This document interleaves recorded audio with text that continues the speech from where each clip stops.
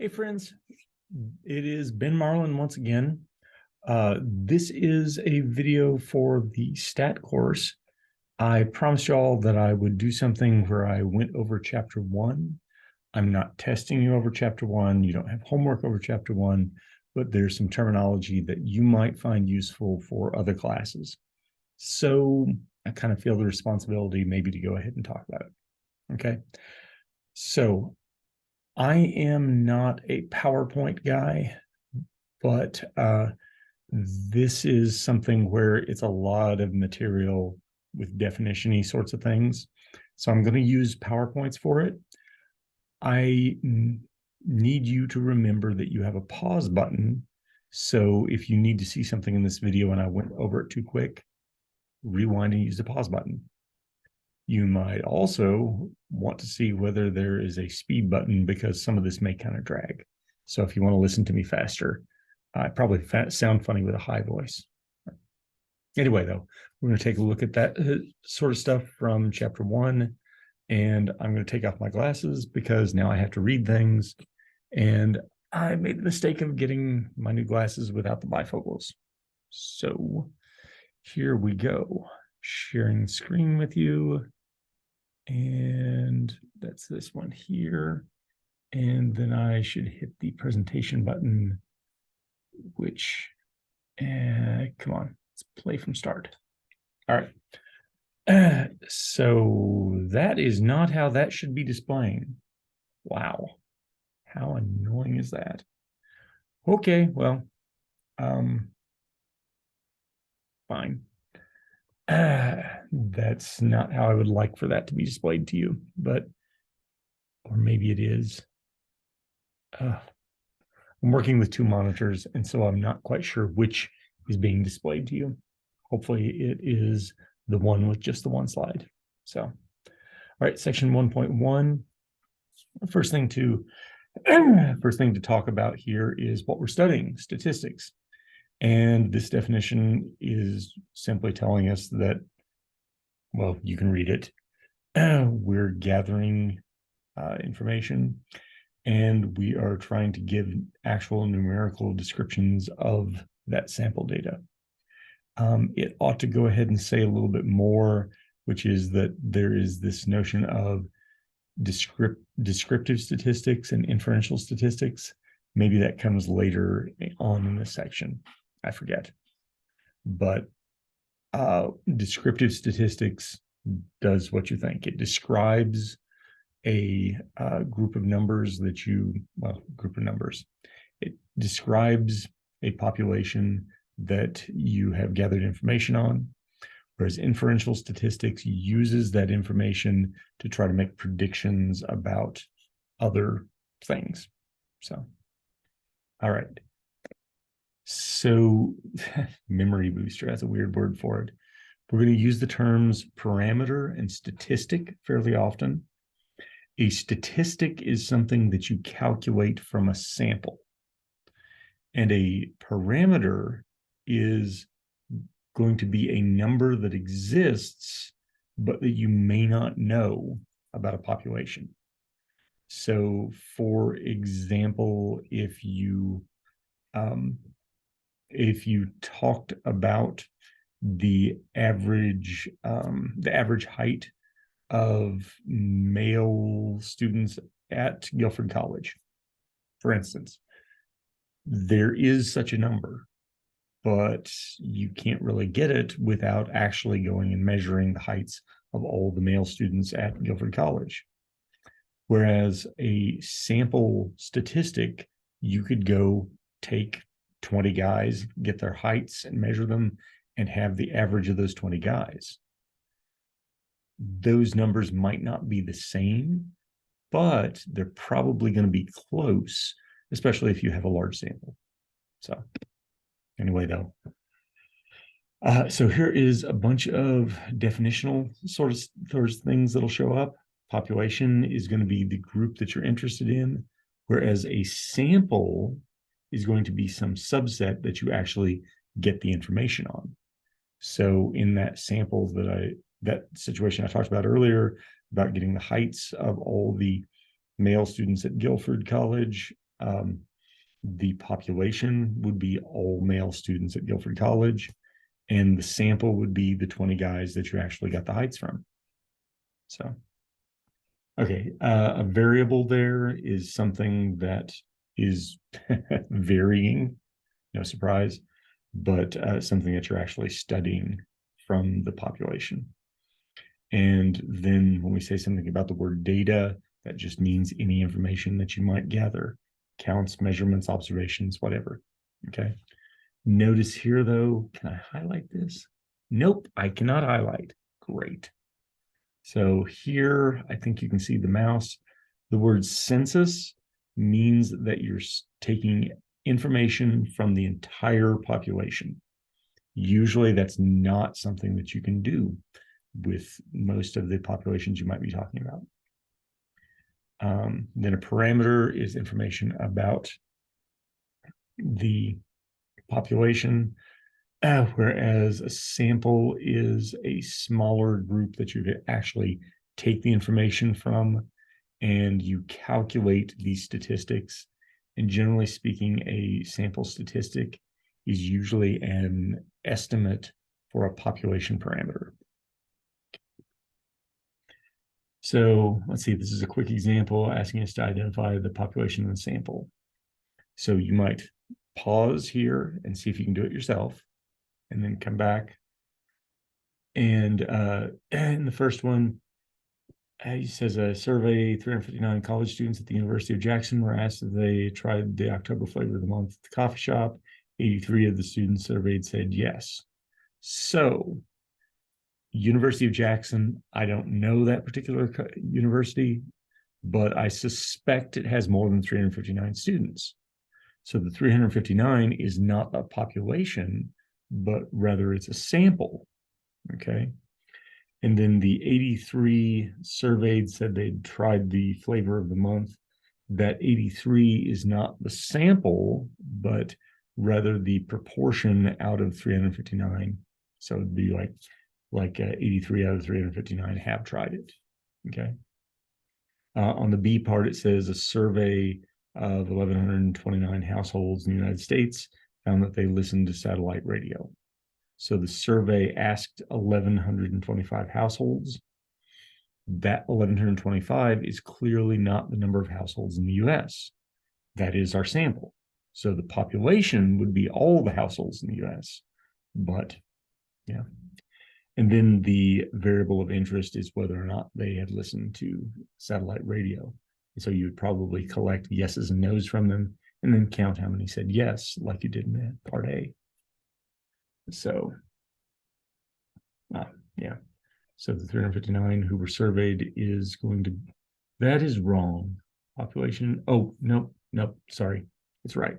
Population is all the college students in the A part. The samples, the 359 who were surveyed. And then the population in the second one is all households, and the sample is the 1,125 who were surveyed. So here it's talking about read the shortened survey reports below, identify population sample, and whether the highlighted value is a parameter or statistic. So pause and read it. Now you're back. And online gaming is gaining popularity according to a 2017 survey by the Pew Research Center. There are sizable differences by age and gender. The survey asks 3,930 US adults if they played video games on a computer, TV, blah, blah, blah.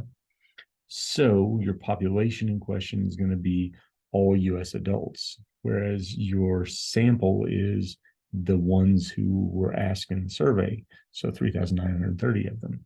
Remember that the population and the sample are both sets of people. The number 3,930 is not the population, or is not the sample. It's the size of the sample, okay? Do you get the distinction? The number of people as opposed to those people. So, okay. And then the report stated that overall 43% of American adults say they often or sometimes play video games on one of the devices. Okay, with that statement, it's claiming that this is true for all adults, all US adults. And that means it's claiming it's a parameter. I suspect they gathered sample data though and are basing it on that. So that means they're making an inference. So, however, those younger than 50 were almost twice as likely as those older than 50 to say they play games. Okay, that's not, yeah, okay. I don't know what they'll say about it further. All right, example 1.1.2. Pause to read it. And now you're back. A 2015 national survey telephone about video games revealed that though both men and women play video games, men are more likely to refer themselves as gamers. 50% of men and 48% of women surveyed play video games. Okay. But men were more than twice as likely as women to say that the term gamer described them well. The survey conducted by the Pew Research Center contacted 2001 adults 18 or older living in all 50 states. Okay, so we were asked, I believe, I've got to go back and see. We were asked to identify the population, the sample, and whether the highlighted thing was a parameter or statistic. So the population is going to be National Survey about Video Games is going to be men and women living in all 50 US states. So men and women 18 years of age or older. Okay. The sample is going to be the 2001 adults they contacted. And then 50% of men and 48% of women surveyed. That means that's a sample statistic, not an inference about a population parameter. Okay. And that's going ahead and confirming the stuff we just said. Would have been nice if they did them one at a time instead of both at once. But yeah. Okay. Definition: the branch of descriptive statistics as a science gathers, sorts, summarizes, and displays the data. I don't like the way that sentence is written, but okay. And the branch of inferential statistics as a science involves using descriptive statistics to estimate population parameters. Descriptive statistics along with knowledge of probability and statistics. So, identifying the descriptive and inferential statistics. So this time we're reading that short information and we're going to identify the descriptive and inferential statistics used. So pause, and then you're back. In a news report in the State of the Media by Tom Rosenstiel and Amy Mitchell, they write the following: AOL had 900 journalists, 500 of them at its local patch news operation. By the end of 2011, Bloomberg expects to have 158 journalists and analysts for its new Washington operation. So the AOL information is information they actually had, the 900 and the 500. And so that's going to be descriptive. The 150 they're expecting to have, so they have made an inference. So it's going to be inferential. So then you can go ahead and pause and read that if you like. But that is the end of section 1.1. Okay. And now we are diving on to talk about the stuff from 1.2. And I wish they just had a button up at the top the way that Google Slides does. All right. So section 1.2, data classification. So this section is basically about what to call different kinds of data. Qualitative versus quantitative. I'm sure you're used to that term of quantitative being about quantities. There's going to be numbers involved. Qualitative data generally doesn't have numbers involved, but the information may be number-like. Yeah. So, hang on, why did they have two slides saying the same thing? Okay. Oh, one of them was this memory booster. Okay. So classifying data as qualitative or quantitative. So pause and look through those and you come back.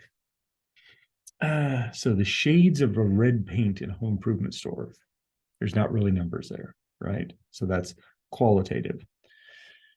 Those of you who've done any HTML programming or otherwise dealt with the hexadecimal for numbers, maybe thinking of those, but it's not really talking about those numbers. Okay, it's just talking about the shades of paint, like crimson as opposed to cardinal. That's all I know for shades of red. Rankings of the most popular paint colors for the season. Now those, the number 1 color and the number 30 color, those are numerical, so those are quantitative.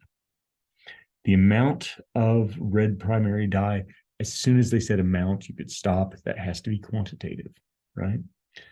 But amount necessary to make a gallon of each shade of red paint. And then the last one, numbers of paint choices.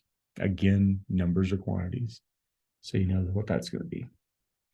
And these are going to go ahead and say those same things. All right. Another definition here, continuous data versus discrete data. This is often kind of hard for people to wrap their heads around. Discrete data can only take on particular values. And because of the way that you use that discrete data, that seems like that's not really giving you much information. Let's go ahead to the next slide. And I think this is the best thing to say. Discrete data usually are counts. You can make discrete data that are not counts, but they always have the feeling of counting about them. Like if you say something about times, those times are kind of counting seconds. So, but then you can turn time into something that's a little different. But anyway. All right, so remember, continuous data, generally speaking, is some kind of measurement, weight, length, something like that. So pause and come back. Temperatures in Fahrenheit of cities in South Carolina. Well, that's going to tend to be something that it's going to be kind of discrete because you only talk about actual degrees, but you could talk about fractional degrees. So they're probably going to say that that's continuous. All right. The number of houses in various neighborhoods. Well, you can't really have half a house, right? So that's going to be something that you count in whole numbers. So we'll talk about that as being discrete. Numbers of elliptical machines in every YMCA in your state. Again, you counted it. The heights of doors. Now, since the measurements on that can be with fractions, that's going to be continuous. So then this slide goes ahead and tells you those things there. Okay. So, and you should pause and read and figure it out and then come back. Suppose all students in a stat class were asked what pizza toppings are favorites. Explain why those data are at the nominal level. Well, they're at the nominal level because there's not a number. It's a name. Nominal means name. I suppose that you wish to know the number of students whose favorite pizza topping is sausage. Well, that's the number of students. So that's going to be something that is not at the nominal level. It's going to be at a quantitative level. It's weird that we're using these terms and they haven't given us the list of what the terms are. That's going to show up at the end here. It's ordered weirdly. So, yeah, and this is that explanation of what we just talked about. So classify these as nominal or ordinal. So stop and think about it, pause for a second. So the numbers, the seat numbers on your concert tickets, The seats are in rows and the rows are in order. Even though A and B and C aren't numbers, they give you rows that your seats are in. And so, that is going to be an ordinal sort of thing. Genres of music performed at the original Grammys in 1959. Well, genres aren't numbers, and so, and they're not really something that implies an order. Jazz as opposed to country, as opposed to hip hop. Okay, hip hop wasn't in 59, but these things, there's no real ordering of them. There may be an ordering to your preference, but that's not the same thing. So, and this is saying those same things there.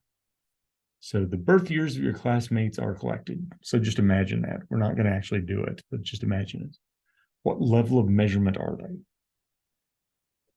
So you're definitely not talking about something that's qualitative. It's definitely quantitative because it's years, right?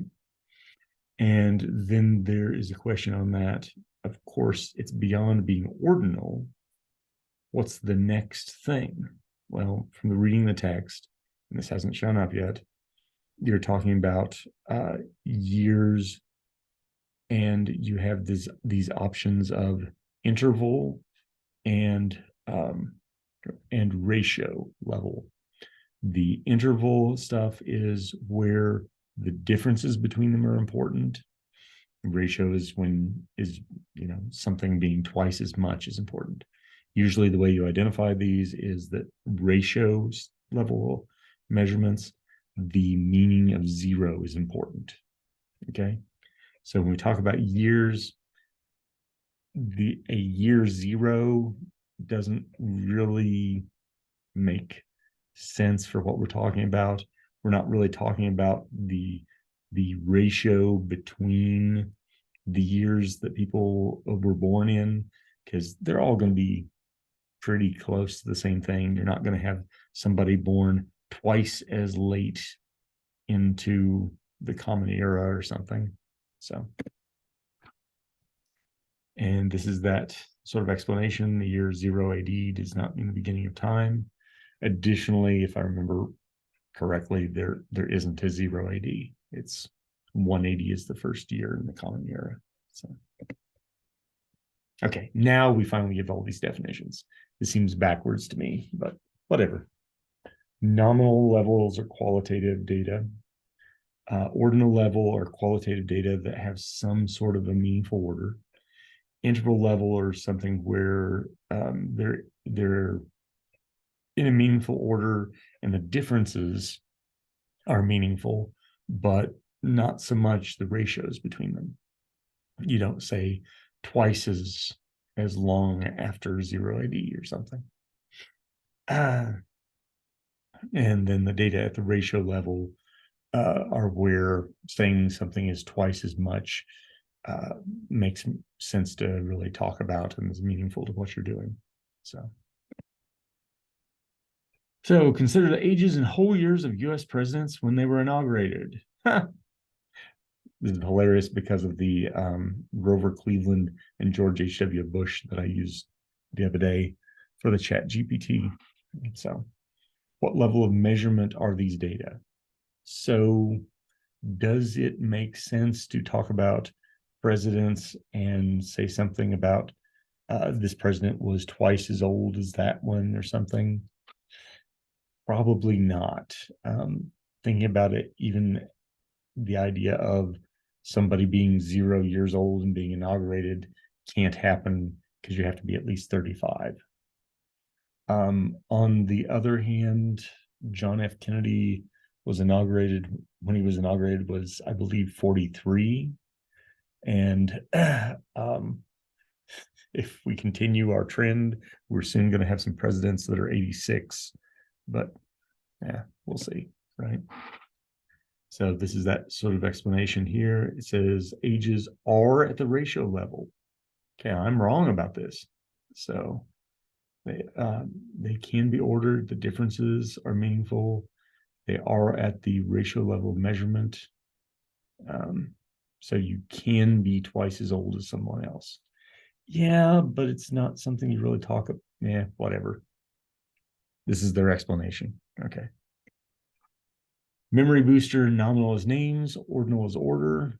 Interval is where 0 is just a placeholder, but ratio 0 means the absence of something. Okay, that's pretty good. So, and then they also say that you can make determinations by saying if you got something qualitative, it's nominal, ordinal, depending on whether it's got ordered, and then quantitative data, is it? Oh, sorry.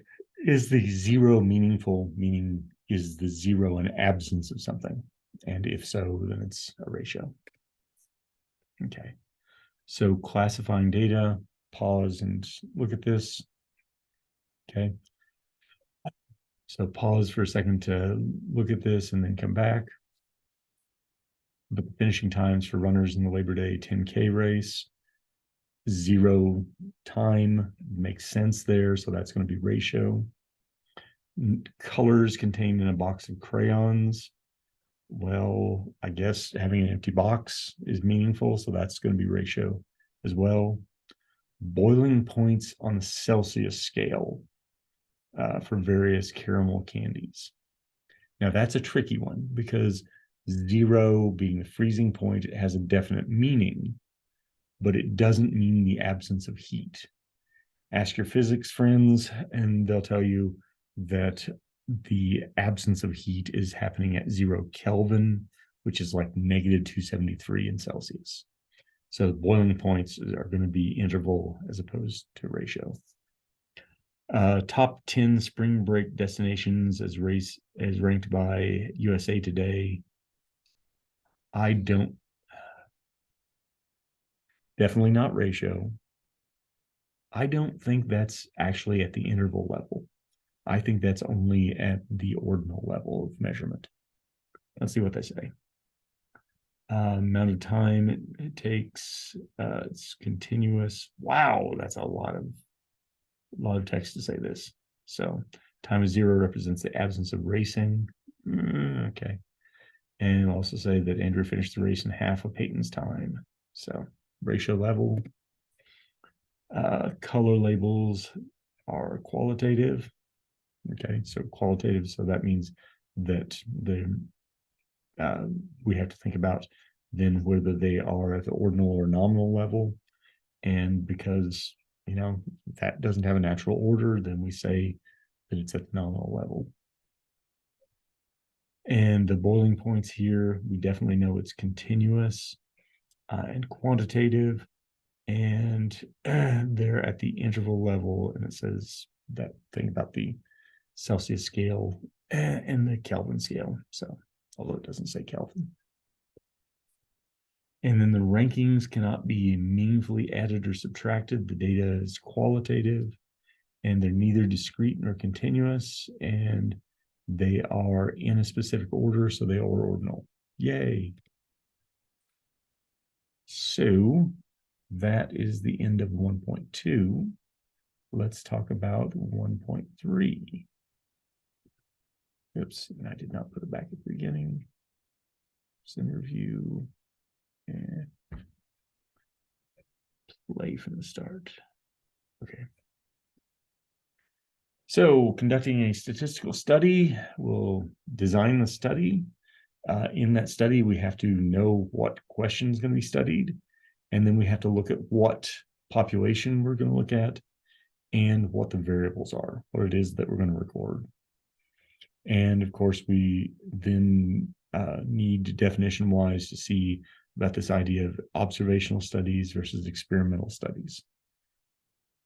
Observational studies, you're observing something. In experimental studies, you perform an experiment. But that means that, okay.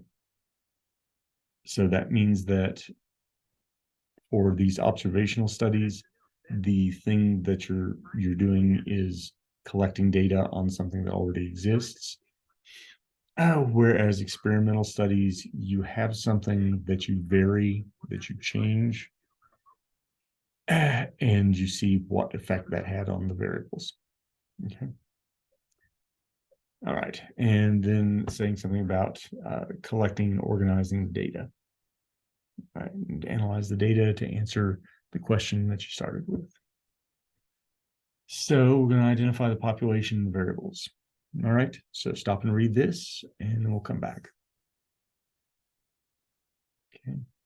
So you're back. Neurologists want to study the effect of vitamin C on nerve disorders. The goal of the study is to see if taking an intravenous dose of vitamin C will reject the amount of nerve pain reported by patients. Sorry to laugh, just vitamin C intravenously seems weird to me. But identify the population of interest and variables in the study. So since we are talking about patients who are experiencing nerve pain, because we want to see whether it will reduce the nerve pain, there has to be nerve pain first, right? So the population is going to be patients with nerve pain. And the population of interest and the variables in the study is going to be the intravenous dose of vitamin C. It might just be the presence or absence of it, but it might also be the amount, okay? And then the amount of nerve pain.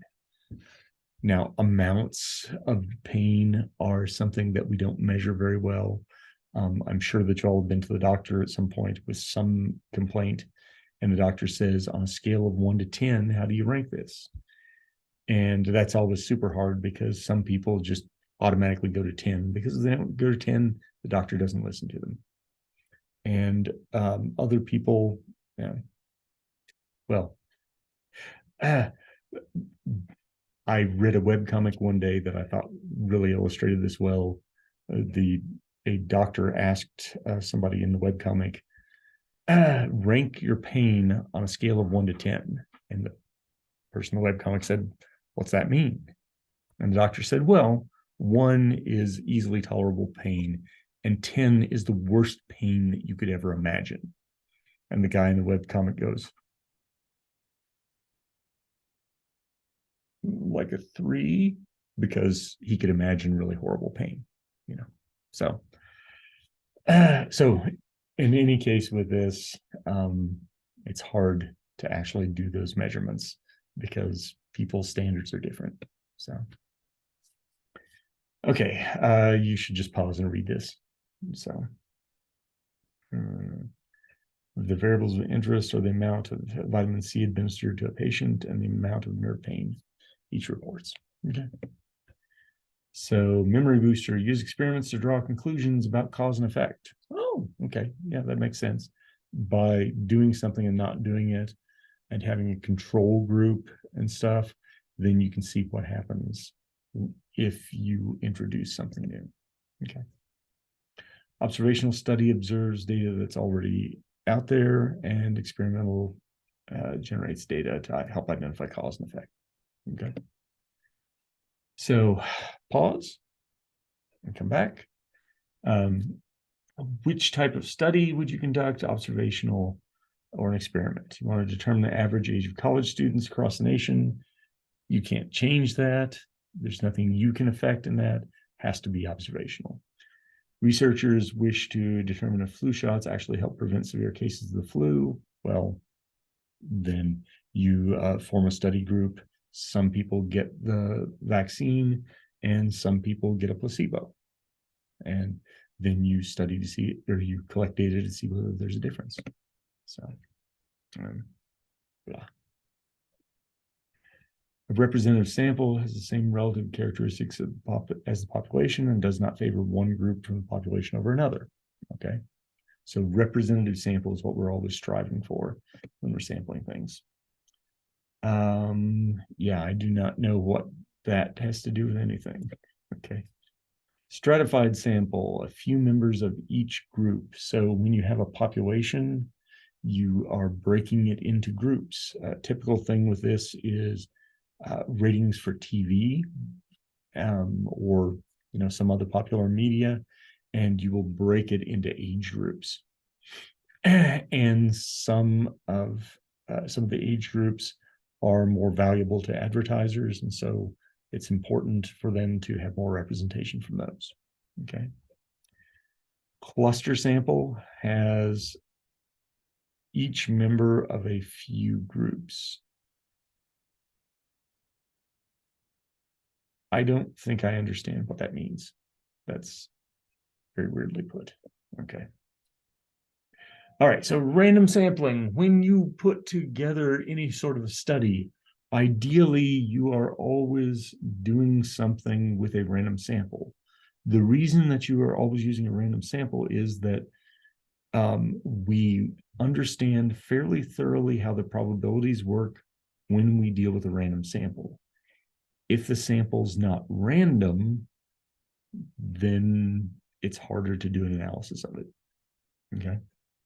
Simple random sampling is going to be not just that you have a random, not just that you have a random sample taken from a population, but that you don't have anything about your sampling set up so that it's impossible to get some samples.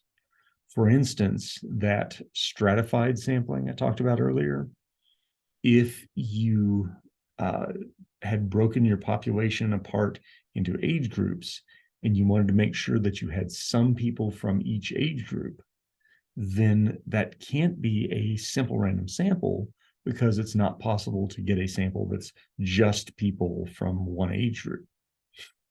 And on the other hand, if you did some kind of a cluster sampling, I guess it's cluster sampling, I don't know, where you're getting people just from certain age groups that are the only ones that are important to the study.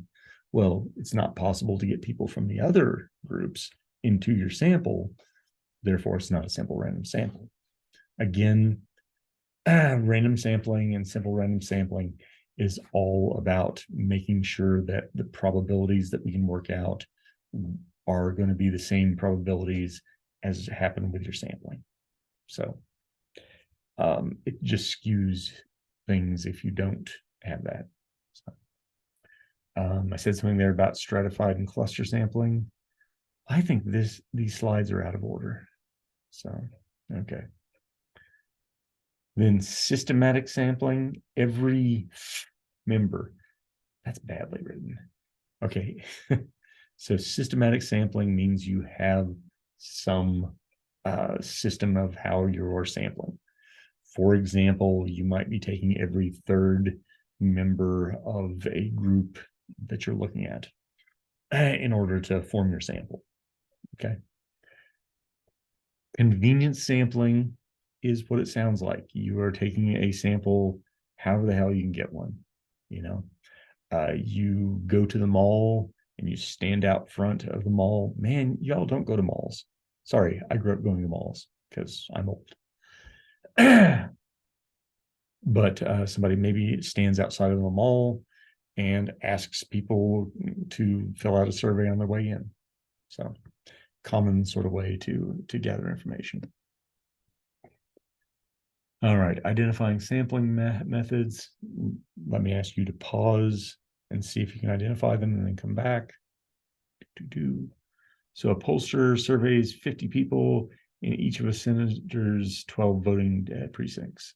Since they got some people from each of the voting precincts, that's that stratified sort of sampling. The QC department at a cereal manufacturer measures the weight of every 10th box off the assembly line. So that's every 10th item. That's that, what was that thing? That systematic sampling. Okay. Student walks down the halls in her dorm asking students how much money they would spend in a food court in the dorm lobby in an effort to persuade the administration to offer such an option. Well, then that's got to be convenience because that's not got any of the other hallmarks in it. Except it was in a hall. Okay, take a pause and do those two. And then come back to an educator chooses 5 of the school districts in the Chicago area and asks each household in those districts how many school-age children are in the home. This is that thing that's hard for me to wrap my head around. This must be the cluster sampling, okay? And then E says to determine who will win a shopping spree at the mall, the manager draws a name out of a box of entries. I have no idea. I don't see how that is any of these things. I guess maybe it's a random sample. Okay. So this is going down through the answers there. Stratified, systematic, convenience, cluster. The last one, yeah, random sampling. Every name in the box has an equal chance of being chosen. But you've got a sample size of 1. That's doesn't sound right. Whatever. Categorize as either cross-sectional or longitudinal. Would have been nice if they defined that first. So cross-sectional means that you take this information from a bunch of different subjects, maybe with different characteristics and such, but they're all done at the same time. Longitudinal means that you take certain subjects and you follow them over time. There is a famous longitudinal study that did something with Harvard graduates. I don't know the name of the study, so that's not helpful. Oh well. So taking a look at those, then you come back.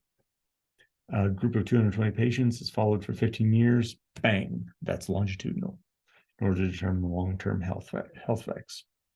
Then a gastroenterologist surveys 130 of our patients 6 months after having, so it's all at the same time, after having gastric bypass surgery to determine the average amount of weight loss. Okay. So, and this is that explanation. Okay. Oh, and here's that super helpful definition that they should have given us earlier. In a cross-sectional study, data are collected at a single point in time. Longitudinal, they're following a particular group. 2 more definitions. A meta-analysis is a study where you get together the information from other studies and try to draw more conclusions from it. So this is helpful in that you get much larger sample sizes because of what you're doing, but because you don't know all the circumstances of every study, then it introduces some things that kind of mess stuff up. Right? Then a case study looks at multiple variables that affect a single event. Okay. So oceanographers, pause and come back. Categorizing as either meta or case study. Oceanographers study research on tsunamis dating from 1900 to 2000, determine their effect on the ocean floor. So they are studying research. That tells us it's a meta-analysis, okay? And then meteorologists study the Indian Ocean tsunami of 2004 to identify warning signs. So that's going to be a case study because they study it. It doesn't say exactly that they do just one thing about it. So, okay. And then you can read through that as you care. All right. Side note. Sorry, I don't remember what this says. So even though experiments are used to determine cause and effect, not all cause and effect relationships can be determined through an experiment for ethical reasons. For example, it's important to know if a new medication will cause birth defects if taken while a woman is pregnant. However, it would be unethical to perform an experiment to determine cause and effect because we don't want to administer medication to pregnant women to know the possible effects on the unborn child. Some of that phrasing probably needs to be changed a little bit, but therefore we would have to test medication through other means. So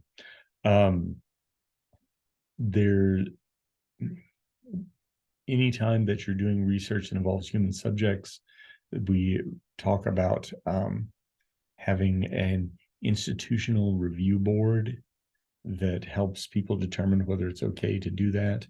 And for example, there is one here for Guilford campus. For if you're doing some sort of research here, you have to talk to the IRB. So, all right. Treatment is some condition that's applied to a group of subjects and experiments. Subjects, the people or things being studied. Participants are people being studied in experiment. It doesn't have to be people, but okay. And then the response variable is something that responds to the treatment. In other words, you expect it to change when you change the whatever it is that you're doing. But the explanatory variable is the thing that you are changing. Okay. So remember the example with the vitamin C injections. So the amount of vitamin C that was being injected would be explanatory, but then the pain that a person experienced, whether it went down or not, that would be the response variable. Okay.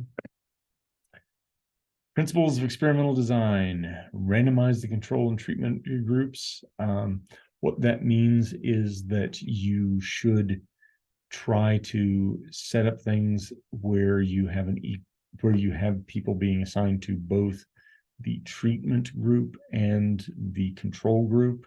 So a group that gets a medication and a group that gets a placebo, for instance, and it needs to be randomized so that you don't introduce bias. We haven't talked about bias yet, but so that you don't introduce bias based on some external factors. Okay. Control for outside effects of the response variable and replicate the experiment. So when you have any sort of study that's being done, you want to make sure that it is done by more than one researcher. In this replication, it can be the case that in a certain lab, there might be certain things happening that cause the result to turn out a certain way, you know? So you want to make sure to replicate things with different researchers. Okay. All right. Treatment group does have a treatment applied. Control group does not. Okay. Simple. The placebo effect. Yeah, this is one of those bits. It has been observed that if people think they are getting a medication, they will often get better because they think they're getting medication. The placebo effect is suggesting that sometimes you can just mentally decide things like that. There's also the notion that you can have a placebo effect even caused by not the individual who is having the treatment given to them, but the person doing the measuring. Consequently, we do something that's called a double-blind study to try to prevent that sort of thing. So, all right, control group get the treatment, and control group are the ones that have no treatment, and the treatment group, get something different applied to them. And confounding variables are variables that you are not studying that can screw up your study. Okay. The placebo effect is the power of suggestion, and the placebo is a substance that appears identical. Single blind experiment, subjects don't know whether they're getting the placebo or not, but the people administering the treatments do know. Double blind studies are set up so that the people administering it also don't know. There's a famous story about homeopathy, which lots of researchers have determined does not have a statistically significant effect. And there was somebody who was getting a statistically significant effect. Eventually, it was discovered that they were not using an appropriate double-blind study.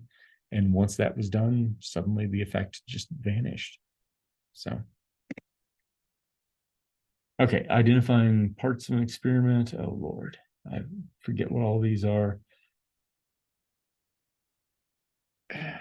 So identify the explanatory and response variables. What's the treatment? and which group is the treatment group and which is the control group. Okay, so identifying explanatory and response variables. Consider the study from the earlier example. Neurologists want to determine if an intravenous dose of vitamin C will reduce the amount of nerve pain. So that means the explanatory variable is going to be the vitamin C, its presence or absence, or maybe the amount of it. The response variable will be the amount of nerve pain. Okay. And what is the treatment? And the treatment is going to be then the amount of vitamin C or the presence or absence of it. Which group is the treatment group and which group is the control group? Let's see. This study was narrowed to focus only on patients with a nerve disorder, MS.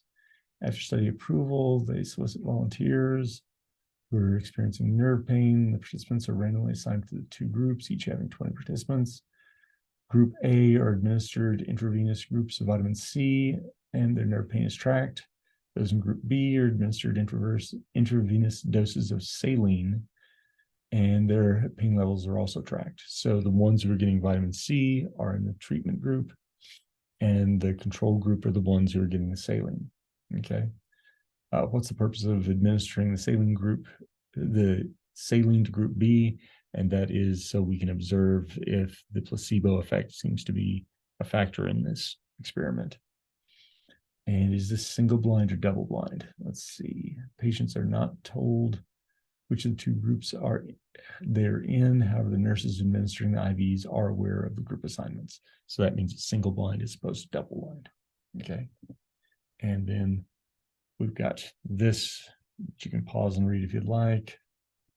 And this, if you'd pause and read if you'd like, explaining the same things that I just said there.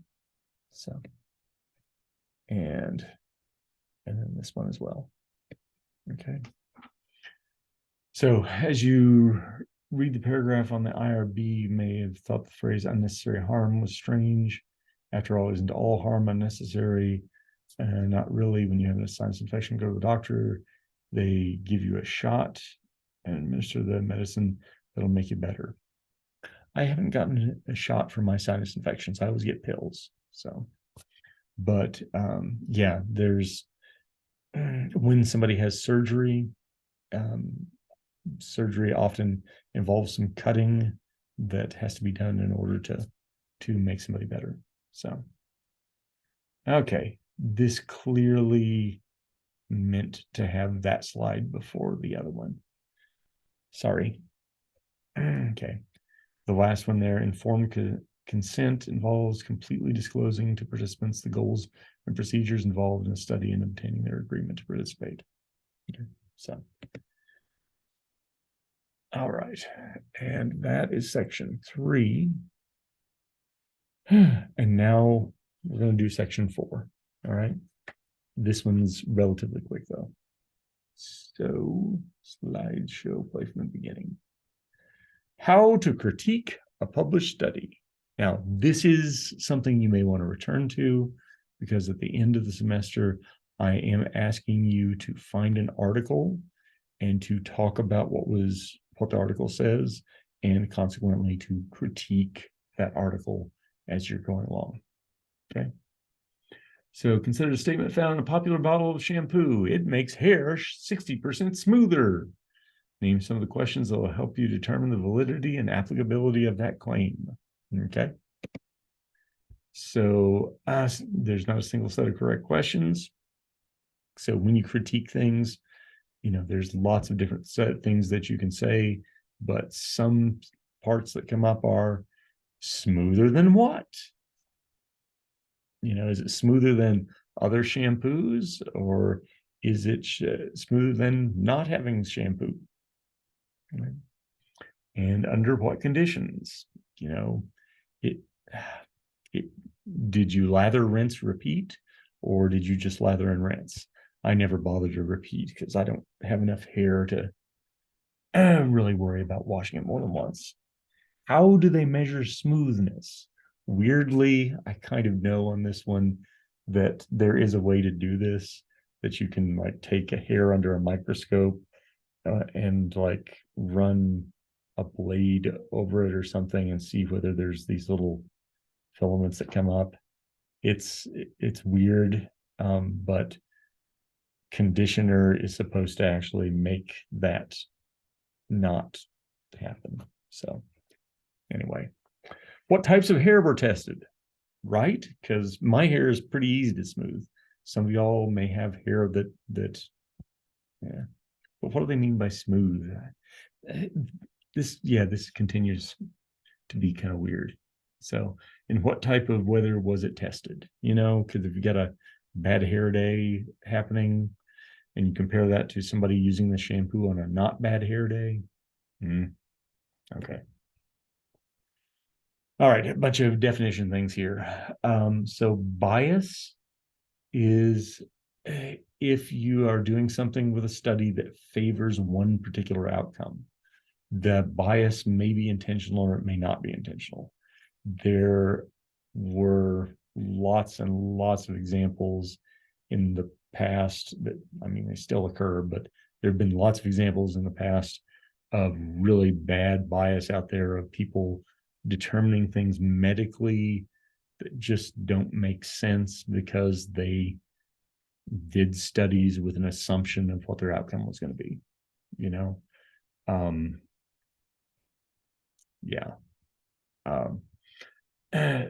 There are things like people have had beliefs that men and women think about certain things differently, but it turns out we don't. But because people come into things with this assumption that men are one way and women are another, that the people doing the studies drew the conclusions that they expected to draw. So anyway, though, we try to avoid bias, and at least we don't want systematic bias to come up, something that comes up in a study because of the way you did the study. So sampling bias occurs when the sample chosen does not accurately represent the population being studied. I can give you an example of that's super simple to understand, but not weird or difficult. Once upon a time, I was at a school that was fairly cutting edge about what we were doing about a lot of things. And the administration said, hey, you know what? Screw this whole thing about doing evaluations on paper. We're going to administer evaluations to our classes electronically. And the math department said, no, we'll just do them on paper. And the rest of the college went ahead and did online evaluations. And the only people who filled out evaluations were the people who were angry. And so everybody got really crappy evaluations, except for the math department, which got average evaluations that they'd always gotten. But it made us look really good because, everybody else had gotten a biased evaluation. So sampling bias, I should say. Okay, dropouts, participants who begin a study but fail to complete it. And depending on what kind of study that you've got, that's going to have an obvious sort of bias thing going on there. Processing errors are things like typos that can happen about the data. So if somebody's doing the data entry for, the number of calories that somebody's consuming in a day for the study, and they accidentally hit too many zeros as they're entering the data, so that somebody appears to have consumed 10,000 calories in a day, it's going to totally mess things up. But it was a processing error. Interestingly, the belief that spinach has magical strengthening powers like from Popeye comes from a processing error that happened a long time ago. So then non-adherents are people who remain in the study but stray from the directions that are given. Y'all have had to deal with people like this, right? They know better than you do and just are going to do whatever they want, right? So researcher bias, this is that thing I was talking about, the people believing men and women think differently about things. So response bias occurs when a researcher's behavior causes a participant to alter his or her response. So yeah, that probably fits in that category as well. That you might have had researchers who influence the outcome. That's not always purposeful, though, you know. So participation bias occurs when there's a problem with the participation or lack thereof of those chosen from the study. So if you have a study which somehow discourages some people from taking part in it, maybe you are doing the survey, like I said, with having somebody stand outside of a mall and ask people survey questions. Well, people who are super opposed to the capitalist sort of taking advantage of society might just not go to a mall and never, participate in the study. So, and non-responsive bias occurs when there's a lack of participation in a self-selected sample from certain segments of the population, when a person refuses to participate in a survey, or when it's responded amidst questions when answering a survey. So years ago, I was dealing with something where we sent out a survey to a bunch of alum, and we sent out 1,000 surveys and got back 50 of them.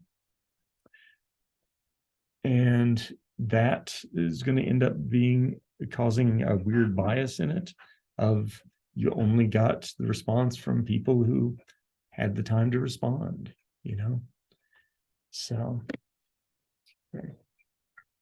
All right. So this is the last one here. It says, consider the 14-year-old who reportedly conducted a science fair project in which he urged people to sign a petition demanding strict control or total elimination of the chemical dihydrogen monoxide, H2O.